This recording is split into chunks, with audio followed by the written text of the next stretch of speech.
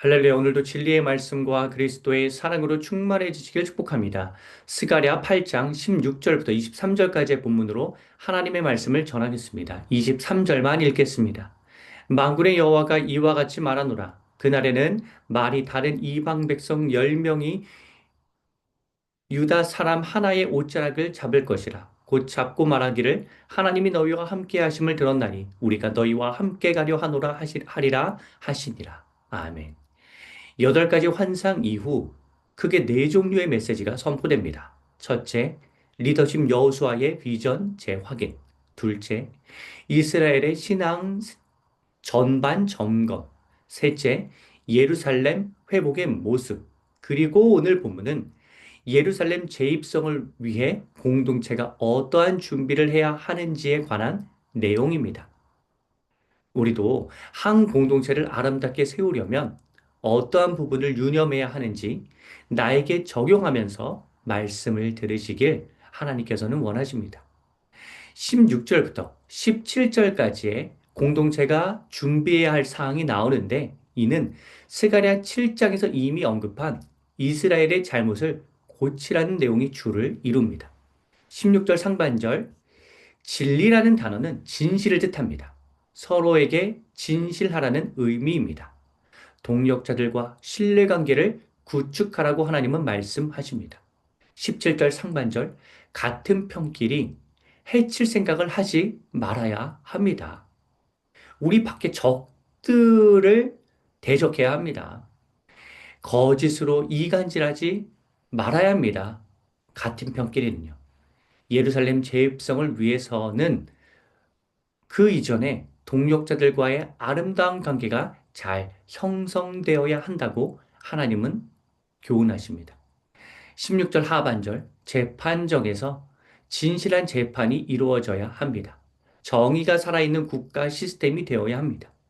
의로운 재판이 나라 전체를 화평으로 이끌기 때문입니다. 예루살렘 재입성의 필수 요소 중 하나입니다.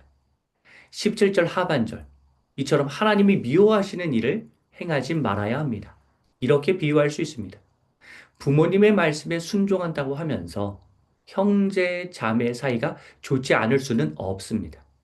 형제 자매와의 좋은 관계가 부모님 순종 안에 포함되기 때문입니다. 즉 하나님께 순종한다는 건 같은 민족을 기본적으로 사랑한다는 의미를 내포합니다. 물론 하나님의 뜻이 하나님의 말씀이 형제 자매 간의 우애보다 상위에 있기에 하나님의 말씀을 거스르면서 모든 가족, 형제 자매와 다 화기애애할 할 수는 없고 형제 자매가 긴밀한 관계를 구축할 수도 있지만 서로 피해를 주지 않는 느슨한 관계를 유지해야 할 수도 있습니다. 18절, 19절 상반절. 금식의 개념이 달라진다고 말씀하십니다. 이전에는 예루살렘 성전을 잃은 슬픔에 휩싸여서 금식하였다면 이제 재건될 것이니 기쁨과 즐거움과 희락의 마음으로 4월, 5월, 7월, 10월에 하나님께로 나아가라고 말씀하십니다. 마치 성찬식도 처음에는 예수님의 죽으심으로 인해 슬픔만으로 가득한 시간을 보내다가 신앙이 성장하면서 슬픔이 여전히 유지되더라도 기쁨의 요소가 추가되듯이 하나님께 나아가는 이스라엘은 역사적으로 아팠던 시절을 떠올리면서 슬픔도 느끼겠지만 여전히 이제 재건될 것이니 회복하게 하시는 하나님으로 인해 기쁨이 더해지는 은혜를 누리라고 말씀하십니다.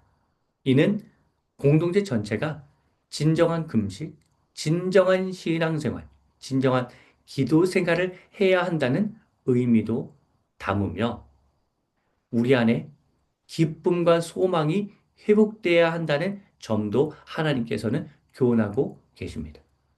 19절 하반절, 진리와 화평으로 사랑의 관계를 형성해야 합니다.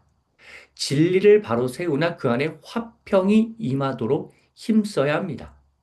진리를 강하게 설파해야 할 때도 있지만 부드럽게 전해야 할 때도 있다는 사실을 알아야 합니다. 진리의 목적은 투쟁이 아니라 화평이기 때문입니다. 완전한 비유는 아니지만 MBTI로 설명해 드린다면 T와 F의 조화라고 설명해 드릴 수 있습니다. 옳고 그름으로 질서정연한 공동체를 만들어야 하나 딱딱하지 않고 너무 경직되지 않고 모두가 행복해하고 기뻐하고 웃는 공동체로 만들어야 합니다.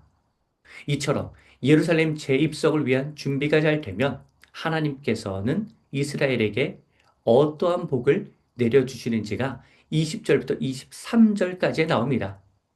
20절부터 23절까지의 말씀은 스가랴 1장부터 8장까지의 말씀의 결론에 해당하며 회복될 예루살렘의 모습이 재언급되는 내용입니다.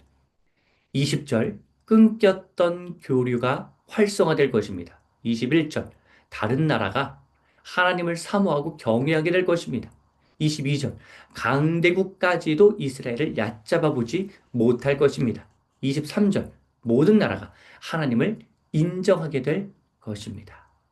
사랑하는 성도 여러분, 진실, 신뢰, 거짓 없음, 기쁨, 진리와 화평의 공동체를 형성하여서 하나님이 일으키시는 놀라운 회복과 변화를 공동체 안에서 경험하시길 주님의 이름으로 축복합니다.